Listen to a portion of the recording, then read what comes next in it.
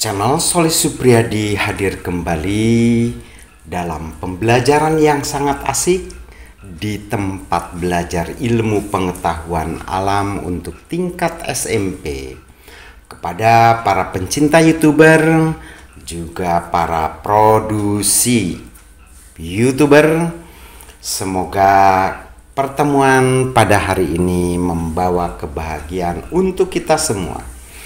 Jangan lupa subscribe, like dan share, juga nyalakan loncengnya pada sahabat-sahabat para pelajar semua, karena pada saat ini tempat belajar ilmu pengetahuan alam kelas 7 bab 1 akan mempelajari tentang jaringan-jaringan pada hewan dan pada tumbuhan bagian pertama. Oke, para siswa-siswi kelas 7, yuk kita belajar ya. Ini ada pada semester kedua ya, IPA kelas 7 bab 1 semester kedua. Maka dari itu silahkan kalian buka bukunya. Yuk kita jelaskan satu persatu.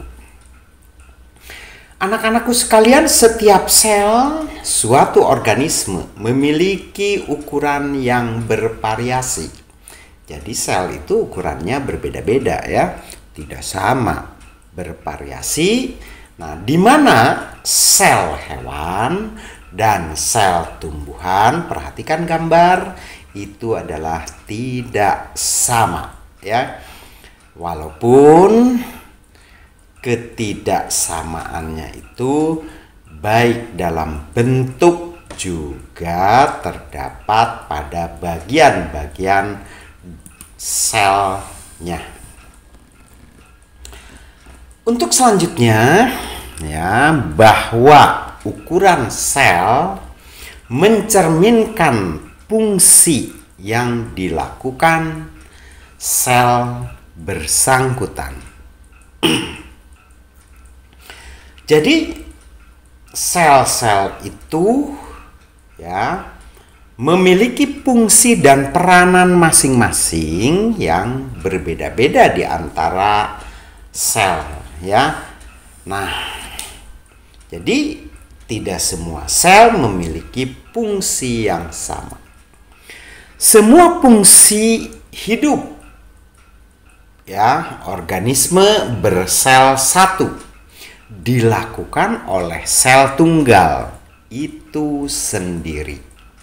Bila ya bahwa itu adalah organisme bersel satu gitu ya. Nah, akan tetapi ya, pada organisme bersel banyak, seringkali sel tidak dapat bekerja sendiri. Nah, jadi kalau tidak bisa bekerja sendiri, maka sel itu, antar sel itu ada kerja bareng atau saling bekerja sama pada posisi yang sama. Nah, setiap sel bergantung kepada sel yang lain. Jadi saling ketergantungan ya. Nah, antar sel, sehingga sel itu bekerja antara sel satu dengan sel yang lain. Kerjasama dan interaksi di antara sel ini menyebabkan organisme dapat mempertahankan hidupnya. Nah, itu ya.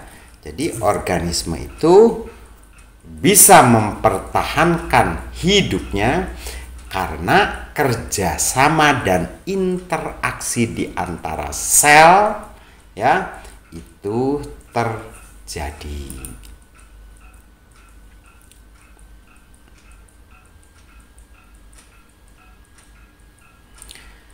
sel-sel yang mempunyai fungsi dan bentuk sama akan berkelompok, ya. Nah, itu kelompok itu dalam bentuk, ya, bentuknya sama dan memiliki fungsi yang sama. Kelompok sel ini, ya, itu disebut dengan istilah jaringan, ya. Jadi jaringan itu adalah sekelompok sel yang memiliki fungsi sama, bentuk sama, begitu ya.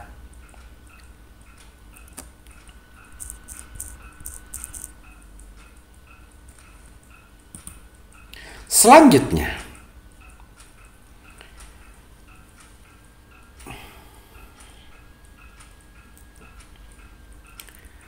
pengertian jaringan hewan adalah sekumpulan sel yang sama, memiliki fungsi sama, membentuk sebuah jaringan organ hewan. Itu pada jaringan hewan, ya. Jadi pada jaringan hewan, sekumpulan sel yang sama, fungsinya sama, membentuk suatu jaringan hewan. Pada sel, ya, ini bagian-bagian sel. Bukan hanya satu sel, tetapi beberapa sel yang sama. Dalam hal ini memiliki fungsi yang sama pada suatu organ tertentu, ya, itu pada sel hewan, gitu ya. Itu pada sel hewan.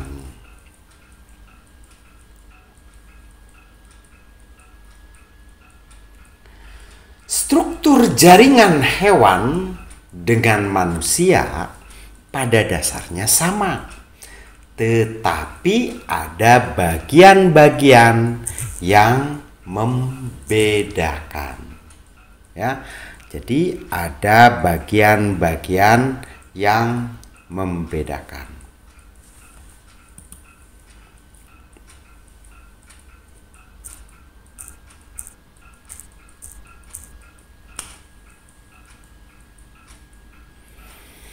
Nah, di bawah ini kita akan membahas pada struktur jaringan hewan. Nah, seperti ini loh jaringan hewan, ya.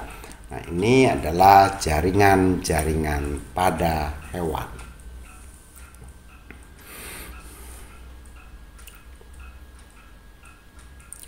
Pada hewan terdapat 4 jaringan yang membentuk suatu jaringan.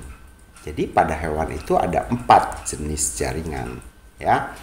Nah, jaringan apa saja yang terdapat pada hewan itu, ya?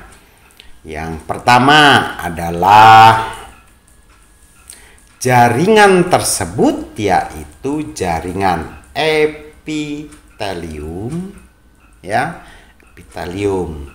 Ada juga jaringan ikat, juga jaringan otot, dan jaringan saraf.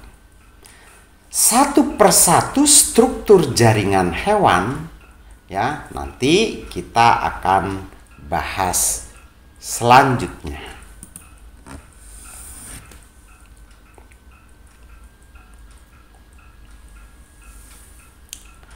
Satu, ya, jaringan epitelium. Apa itu jaringan epitelium? Yuk, kalian buka buku dengan seksama, cari, ya, cari materi ajar mengenai jaringan epitelium. Para siswa yang baik, jaringan epitelium adalah jaringan yang menutupi dan membatasi permukaan batang tubuh berupa organ. Jadi gini, jaringan epitelium itu adalah jaringan yang menutupi dan membatasi permukaan batang tubuh berupa organ, rongga, dan saluran yang terletak di dalam tubuh. Begitu ya, bisa? Jadi jaringan epitel itu membatasi, jadi jaringan yang membatasi, juga jaringan yang menutupi, yaitu permukaan batang, terus yang rongga dan saluran yang terletak di dalam tubuh. Itu jaringan epitel.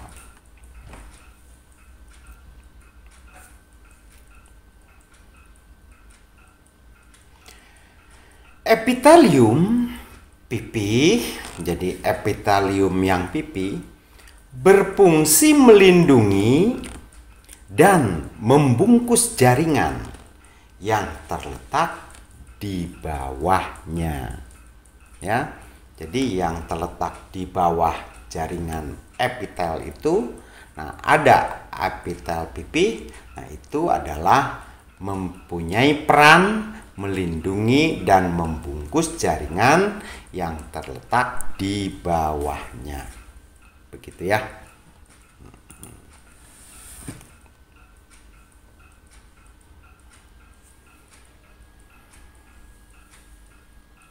Selain itu, fungsi epitelium menerima rangsang pada indera hewan. Jadi, rangsangan-rangsangan yang diterima oleh hewan, itu diakibatkan adanya epitelium. Nah, itu yang menerima rangsangan. Itu kalau pada indera hewan. Begitu ya.